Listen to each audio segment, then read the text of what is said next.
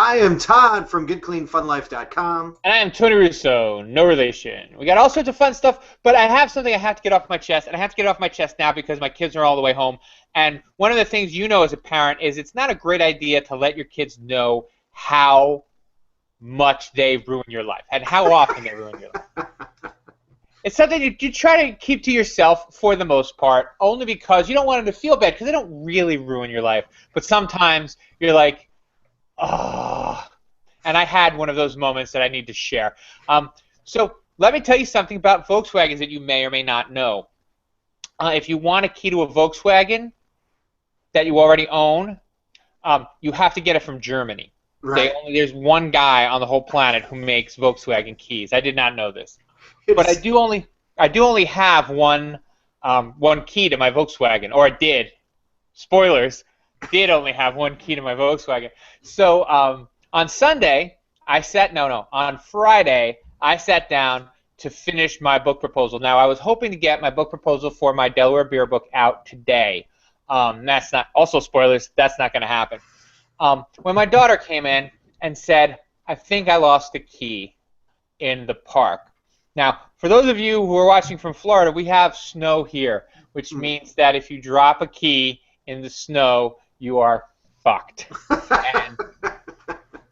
And now I threw a tantrum before I found out that I had like an irreplaceable key, and I had to call some guy, in Bavaria to take the day off and come and make us a new key from rabbit blood or whatever the hell they do. So I freaked out. I spent all weekend walking in the snow looking for my key because they're about $150 a piece. Yeah, that's the other pit. You got to pay that guy in Bavaria a good bit, and you have to wait 3 days, 4 days. So I kind of gave into it after. It's just the one thing I wanted to talk about is just like how you have, as a parent, you just have these moments where you're like, what, why, just why, just like what, when do I catch one motherfucking break? Just a break. Just when am I going to say? And this was a complaint that I had to my wife and to you. It's just like every plan you make has to have, unless the kids do something to ruin it. Like right. Tomorrow, I'm going to go to work unless one of the kids gets sick, or forgets to do their homework, or has a little bit of a nervous breakdown, because I got girls and they just have nervous breakdowns for no good reason all the time. There was actually an article that came out relatively recently that I did not read, but the gist of it was, I read the headline and that was enough for me. The gist of it was that teenagers, believe it or not, are more capable than we give them credit for, and we should just let them be, which is really what they want. We could, and I always call it, my parenting style is sort of strength through neglect. I think that's one of the good things that the kids have to learn is, this morning there was a delay and the kids knew that we were going to be filming up in Delaware. So we said to them, all right, kids, if there's a delay, you are going to have to get yourself ready and make sure you get to the bus on time and all of that because it's a delay and we're not going to be here. And their response was, oh, well, we do that anyway. So I'm like, good parenting. It's different when, like, now you don't have a car. Hi, you have no car anymore. Yeah. Well, that's when you should be able to, not beat them, but she's 20. I mean, she's 20. Right. And that's the other thing that I don't. That it's once they leave, it's actually worse because then they can call you. Like you're like, oh, I think everything's. No one's crying. No one needs to be fed. No one needs to be woken up in the morning. Maybe I'll have an extra glass of whiskey tonight. Ring, ring, ring. Oh, I just fell down and broke my ankle. I'm 4 hours away. Can you come and get me? Yeah. Yeah, I guess. So anyway, I was having a bad father week. But the reason I told that story was first to complain a little bit, but mostly to set up my funny afternoon. So this morning I was at the Volkswagen dealership, and we went through the whole rigmarole. I gave him because you can't just walk in and say, hey, I lost my key. They're like, okay, what's your blood type? but you're. Yeah. So I go through. They do the retinal scan, and they order my key, and I'm like, so Wednesday, Thursday? He's like, Wednesday. He's like, almost certainly Wednesday. He's like, you just bring the car in, and then we program the key. Yep. And I swear to God, I said, easy. You can push it, or yeah. I'm sorry. And he again said, well, you bring the car in, and I'm like, that was my only key. Do I could tow it? Can I have it towed in? And he's like, yeah. I'm like, are you guys gonna have to like break the window when I get here? And he's like, no. And he said, actually, the key will open the door. It might even start the car, but it might not. So come and get the key. Go turn the car. If the car doesn't start, or even if it does, bring it here and let us deal with it. I guess. Which is fine. But it put me in mind, and I put on Facebook the Monty Python and the Holy Grail when he's like, okay, now what's next? He's like, now, Benevere, Galahad, and I jumped out of the rabbit. Who jumps out of the rabbit? Oh, I would pay to get. I should buy the video footage, of me hearing them say, "All right, well, you just bring the car back Wednesday," and I'm like.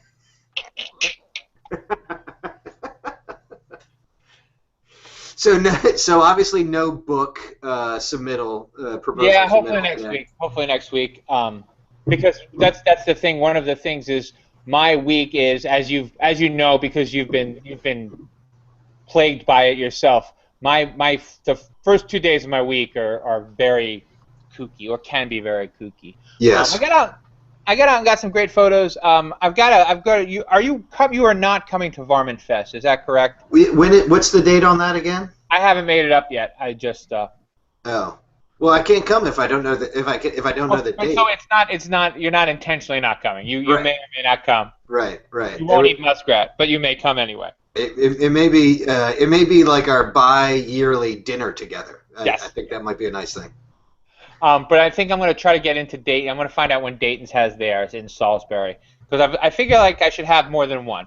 Yeah. Try, sample. I mean, just to be able to say, this muskrat is, it's got this flavor that's a little bit different than the muskrat that I had over at Dave White's. Yeah, the rumor is his is the best, or at least the most consistently the best. So I might have to wait a decade before I find out for sure. But yeah, Varmint Fest. Hopefully in the next 2 weeks. We're running out of March. I planned to have this done by the last week in February. It is now the first week in March, and I haven't even. I picked up the phone once and I called, and it was like, that's the thing. Like, I'm one of those people where like I think of it. Oh, I got to do this, and it's like 2 o'clock in the morning. I'm like, well, no one's gonna answer the fucking phone. It's 2 o'clock in the morning. Right. And then at 11, they're like, we're too busy. And then I'm telling you, and it's 6 o'clock at night, and I'm not gonna get it done again today. Right. But hopefully in this week I'll get a date. Well, you never know. Maybe some of our listeners and watchers are, the people that you need to get the word out to. That seems terribly unlikely. Really unlikely. But Varmint Fest, probably at Dayton's, probably in 2 weeks. Stay tuned. Maybe the week before Easter. I wanted to host a Varmint party, but that's not going to happen either. On Good Friday, for long involved reasons. That in Minnesota they consider the muskrat a fish, so they can eat it, so that the Catholics can eat it on Meatless Fridays. Oh, okay. So all the firehouses there, they have all these festivals. They have muskrat all the time because that's what you eat instead of. I mean, you have to hate fish a lot to eat muskrat instead, don't you think? Right. It's like, I'm going to give up that fishy taste for that swampy taste. But that's how it is. And also, a quick appearance note. I've got a gig. I'm going to the Native American Festival in Newmarket. Yeah, which is in Maryland. The powwow. No, I don't know. It's at a firehouse. I'm supposed to stand there and sell books. I'm really just confused about it more than anything else. Because you wrote the book on firewater? Is that a fact? I have no idea. You invite me, I'll come. I guess that's the only way to put it. I'm like, oh, I was invited here. This is a history thing. I don't talk very much about how the beer was used. Beer wasn't really used to poison the Indians, so I guess that's fair. So you got that going for you. Speaking of beer and poisoning, we got St. Pat's coming up. Yes. Yeah. St. Patrick's is a big day for us. We call it our anniversary for Good Clean Fun because that was the first weekend that we headed out into the wonderful land of Ocean City, and we're like, hey, we don't know anybody. We're just going to take pictures and have a good time and try to make some friends. Well, here it is 6 years later, and we are, I don't know, have a poster, so I guess we've done something right. But it was good because last year, actually, we had a conflict because we were doing that, and then we also had obligations up at the Starboard for opening weekend, but those are on separate weekends. So that's exciting because we won't be distracted. And we will be spending some time with our friends over at Fagers, who we're going to be doing a little bit of work for, and, of course, our friends over at the radio station that we're doing some work for, and actually a little project that I'm kind of excited about, which I think ultimately will, I don't know, it might help us out. I mean, well, it might get us to a different level of doing stuff.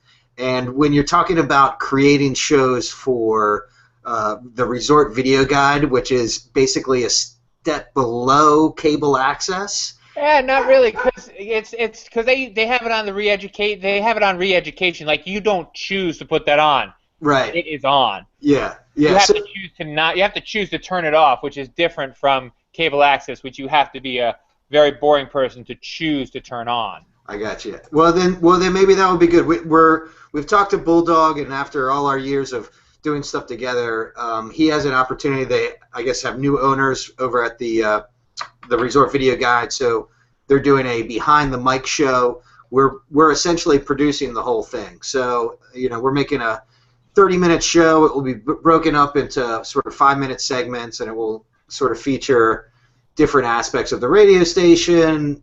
We're doing a whole bunch of stuff with it, and I think it will be it'll be enjoyable to expose us to some more people and sort of do a little bit more of that long format. I kind of see a mix of Anthony Bourdain, No Reservations meets Parks and Recreations. So That's fantastic. Now, just a little businessy type stuff. Was that the golf people used to do that? I think so. So Todd Ferrante, and who's the golf guy? Bobby Vermillion. Yes. Yes. Yeah. So and there's somebody else involved and that sort of thing. So they're buddies with Bulldog. So they're gonna be the ones kind of heading up that network. And again, like you said, it's on 24 hours a day, and it's the first thing that you turn on. You have to turn it off. Yeah, no, that's good for you. Yeah, so so hopefully, doing fun stuff with the radio station will lead to doing fun stuff for other people. I'm still hesitant to mention it because I mentioned it before, but a project that we talked about doing a year and a half ago has come back around. And I didn't mention this in the pre-show, but the Last Convex Standing is back on the table, and we might, instead of going to Rikers Island, we might be going to Trenton in New Jersey to exciting. Film murderers making jokes. That's very, very, very, very cool. Yeah. So still a lot of things to work out there, but I think that could be really fun if that came through. So there's a brewery in Trenton, I think. Pretty sure there's a couple. Well, very good. And a baseball team, the Trenton Thunder. They play the Shorebirds. Oh, really? Yeah, I think so. I don't know. There you go. So that you know that from your time on the sports beat. No. I know it because it's by my brother's house, so I drove by. I'm like, oh, look, a baseball team. Are you are you familiar with the prison that's up there? Yeah. Huh. I don't know the name. Any relatives? Jersey State Prison? No, I think it. Trenton State? Trenton Correctional Facility. I don't know. Whatever. Yeah, no. There's a jail there. It's like ECI. It's not like Rikers or like what's the other one? Rawway. Rawway, which is also in New Jersey, not far from there. That's where they filmed that Sylvester Stallone prison movie with Donald Sutherland. Breakout? The Clumsy Waiter. No, I don't know. But anyway, it was a horrible. It's a horrible place. It's not nice. It's scary. It's one of those like scary to look at prisons. Like it looks like the dystopian future when you see it. You're like, oh wow, that's just awful. Pretty soon all the cities are going to look like that, and RoboCop's going to be running around. But then you realize you're just in Jersey and everything. And you realize you're just in Jersey. Is this a dystopian future? No, it's New Jersey. That's a T-shirt. Go ahead and put that down on the T-shirt list. That's a good one. Next to our, what's the other one? The Possum, OC Possum T-shirt. Yeah. And then, is this a dystopian wasteland? No, it's just New Jersey. You were saying you were out in Delaware today. Can you talk about that? Is that something you want to talk about? We were filming up at a hair salon, a well-known hair salon, Bad Hair Day, and I did not get my hair cut there. Although I did do it, I did cut my hair myself, and I've always wanted to be a stylist. That's not really true. That's not really true. But I'm trying so hard to look at the camera that I don't get your faces, so I can't tell if you're fooling around. I have to look down. I'm like, oh, no, he's kidding. Is that a kidding face? Yes, it is. Okay. So I solved that with a television by putting the stand in front of the television. So I'll do that next week if I'm not running late, which I'm gonna be. Who are we kidding? Which I would love not to be, but who are we kidding? Yeah. Well, you're doing much better than I am with it, but it all looks good. It all looks good, and you got exciting stuff that's coming up this month too, on the beer side of things. Is that correct? I do, but let's skip ahead because I don't want to run out of time, and I want to hear what you're doing with Snapchat because I don't know anything about Snapchat, and I want to learn. Well, let me ask you, what do you know about Snapchat? I know that I use it to send obnoxious videos to my children. That's great. I thought it was private, but now it's apparently a public. You can use it publicly. Well, they have this thing where you can, you make obnoxious stories, and you can post them to your story, or you can send them directly to just people. Well, more and more brands are using it. A lot of kids are on it. It's kind of, the new social media of the week always seems to be the one that parents aren't on, or your Aunt Lucy that you don't want to, and with a lot of, obviously with a lot of stuff that we do, nightlife, entertainment, you could get the wrong idea if we're constantly posting pictures of drinks. I know my parents have made that comment. I'm like, oh no, Jack Daniels is actually putting food on your grandkids' plates. But the Snapchat idea is they have partnered with Squarespace, where you can send money, like a tip or a gift, or if you wanted to pay. If you were, the idea is you're out with your buddies. He's got the cash and pays for dinner. You can send him money through Squarespace, and it's called Snapcash. And I had this great idea when I was reading an article in the New York Times Magazine about how strippers are using Snapcash to get, basically $5 lap dances or something like that. But here's my idea. We're going to be working with Fager's Island, doing social media and stuff like that. Why not have a Snapchat for the Fager's doorman? So basically, they're doing a sort of rebranding, and they have a new security. They want to be more warm and fuzzy as people are coming. So you could pay your cover through your Snapchat and get to the front of the line, let's say, or get preferential treatment. You show up at Fager's with all your golfing buddies or all your girlfriends for a bachelorette party weekend, and there's a big long line because there always is on summertime, Friday, Saturday night, and you can basically cut right to the front of the line. It's kind of like Uber for tipping the doorman to get in before everybody else, and not look like a schlep just standing there in line. That's very cool. That is very, very cool. I mean, is that plausible, or is that I mean? You didn't say anything that sounded like it didn't make any sense to me. You want to, if it's possible to do, and if I were in charge of doing it, I would start it yesterday. And you know how people have like the locals cards and stuff like that? Yeah. That's the thing. You put out, you get word out now that, hey, when the summer gets here, still come to Fagers. Use this secret entrance. It's like the locals back door or right. like those local passes thing, except it's real. It's not just a baloney thing. It's like something that if you know, then you know. Right. Yeah. But it's not something that is widely advertised. It's not like if they take out an ad in all the papers and say, make sure you Snapchat your way to the front of the line. That's not gonna then you Snapchat your way to the back of the front of the line. Yeah. But if it's a limited thing, if it's a word of mouth thing, do it for a season, do it for 2, and then when you start developing a back of the line for the front of the line, then you have to come up with a new plan. But it would be a nice boost, and I think there are several things like that where you can split checks, right, and stuff like that. I've seen those things. I didn't know the Snapchat was involved with that at all, but that's fascinating. Yeah, and I think it's just one of those things. I think we with what's it called, Jack Daniels, we ran the Instagram contests, and I feel like a lot of brands are jumping on that now. They have promoted Instagram, and you just kind of have to, I think that's good to a certain degree, but you just have to sort of be reinventing different ways of doing it, and because by next season it's going to be something different, and it's going to change.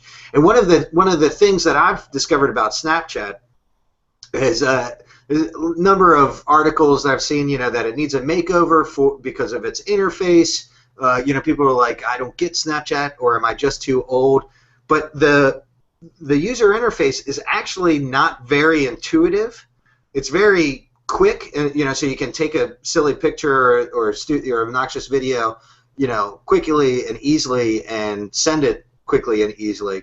But to navigate and to be able to do other things or find other people is not as intuitive as some of the other social media. So that sort of lends itself to its so the club, the exclusivity of things a little bit. Yeah, absolutely. My only problem with Snapchat is they spam the hell out of me. Like the only ones who send me Snapchats anymore are Team Snapchat, and I can't delete them, and I can't make them stop. So that's why I ended up I didn't delete my account. I just deleted the app because they were the only ones Snapchatting with me, and it was irritating. Yeah. Very good. Okay, so real quick before we can wrap things up, because I might even have something for next week. March, I had a head injury. I fell down. I smacked my head.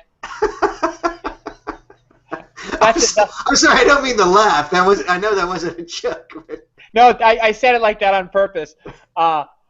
So my poor wife, because we were at the hospital, and the doctor's like, so if he forgets what he's doing or if he repeats himself, and my wife's like, I can't tell if that happens. I mean, like, of course he forgets things.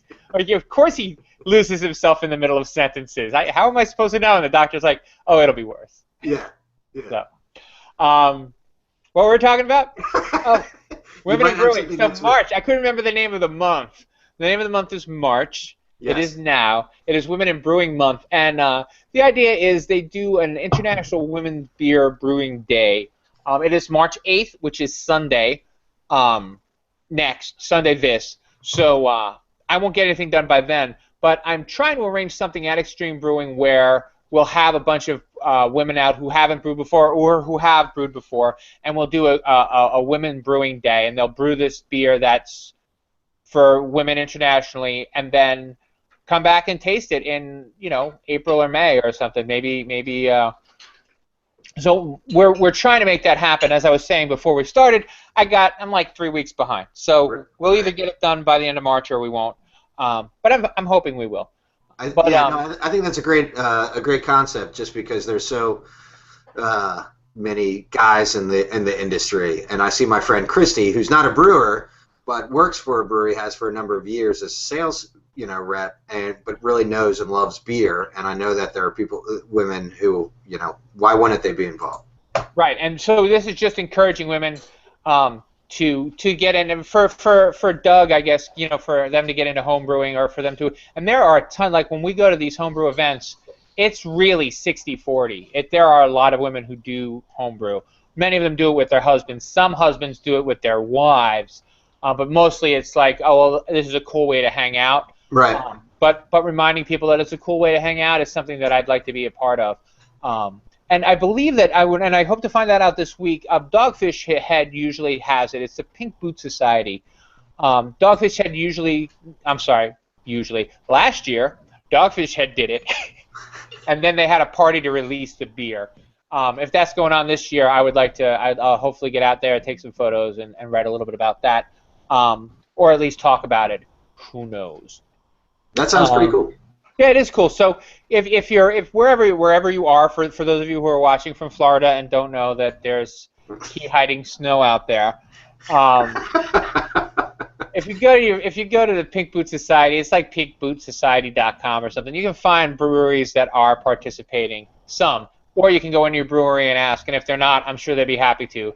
Yeah. That's the kind of places breweries tend to be. Yep. Very good. Very good, and now I'm going to go watch some old men talk about school policy. How does that sound? That sounds exciting. I'm probably going to go continue watching on Netflix House of Cards. We've been binging on that a bit before things get really crazy here for coming up season. Getting it all under. All right, very cool. Well, I got nothing else. How about you? I got nothing. All right, well, may Todd give you the sense to live in a small town. We will see you next week at Happy Hour. Cheers.